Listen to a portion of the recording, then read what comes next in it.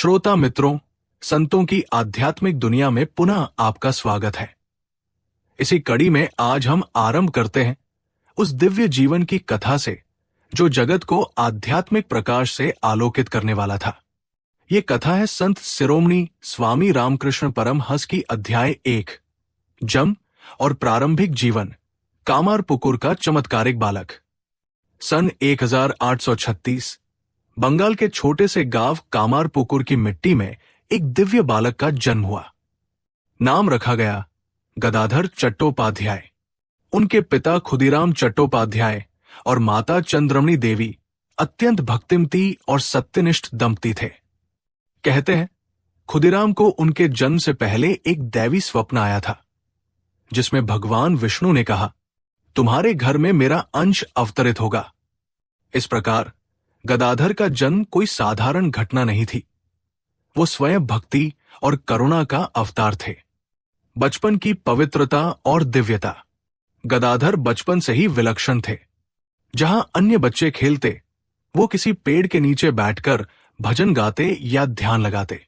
उन्हें मिट्टी से शिवलिंग बनाकर पूजा करना, फूल चढ़ाना, घंटों तक मंत्र जप करना प्रिय था। एक दिन खेतों में काम करते समय उन्होंने नीले आकाश में उड़ते सफेद बगुलों का झुंड देखा। वो दृश्य इतना सुंदर, इतना दिव्य था कि वे समाधि अवस्था में चले गए। कई घंटे तक वे वहीं स्थिर खड़े रहे, जैसे समय रुक गया हो।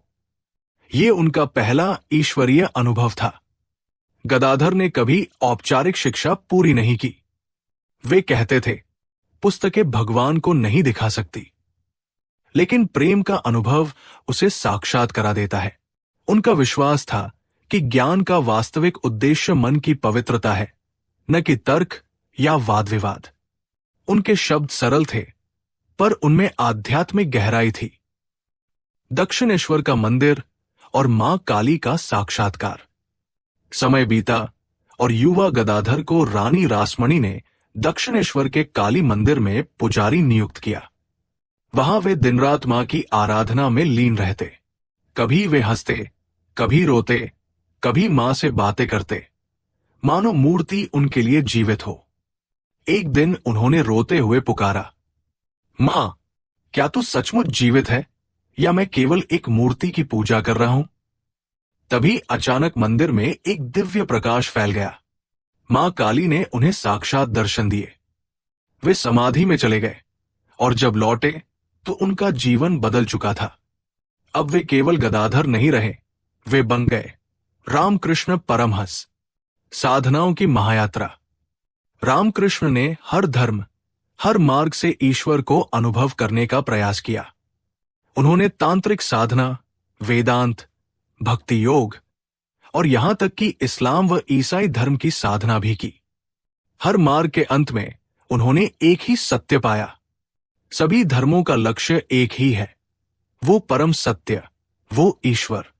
उनकी साधनाओं ने यह सिद्ध कर दिया कि सर्वधर्म संभाव केवल शब्द नहीं, बल्कि एक जीवित अनुभव है। शांत गंगा के तट पर, जहां दक्षिणेश्वर का मंदिर स्थिर है, वहां एक अद्भुत प्रेम की कहानी जन्म ले रही थी। ये कोई सांसारिक प्रेम नहीं था, ये आत्माओं का मिलन था, दो दिव्य स्वरूपों का संगम। रामकृष्ण परमहंस का विवाह हुआ शारदा देवी से। उस समय शारदा केवल 5 वर्ष की बालिका थी। किसी को क्या पता था कि यही बालिका एक दिन समूचे भारत की मां बन जाएगी। वर्षों बीत गए। जब शारदा देवी युवावस्था में पहुंची तो उन्होंने अपने पति श्री रामकृष्ण के पास आने का निश्चय किया।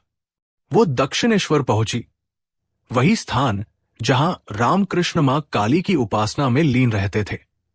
जब रामकृष्ण ने उन्हें देखा तो मुस्कुराते हुए बोले, शारदा, तुम केवल मेरी पत्नी नहीं, तुम मां काली का ही रूप हो।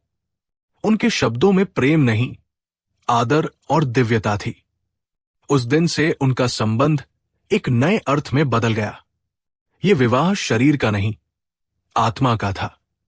रामकृष्ण ने शारदा को मां का स्थान दिया और शारदा देवी ने अपने हर भाव, हर कर्म से ये सिद्ध कर दिया कि वे वास्तव में मां हैं, करुणा की, धैर्य की और त्याग की प्रतिमूर्ति। रात के निस्तब्ध क्षणों में जब रामकृष्ण मां काली की मूर्ति के सामने समाधि में लीन रहते, शारदा देवी पीछे से निःशब्द बैठकर उनकी साधना को निहारती। उनकी आंखों में कोई प्रश्न नहीं था, केवल प्रेम और समर्पण। एक दिन रामकृष्ण ने कहा, शारदा, जब मैं न रहूं तब तुम ही सबकी मां बन जाना। और सचमुच जब रामकृष्ण ने अपने शरीर का त्याग किया, शारदा मां ने ही सबको संभाला, सबको प्रेम दिया, सबकी रक्षा की। भक्त उन्हें देखने आते और उनके चरणों में सिर रख देते। मां केवल मुस्कुराती, वही सरल, वही मृदु मुस्कान जो भीतर तक शांति पहुंचा देती थी।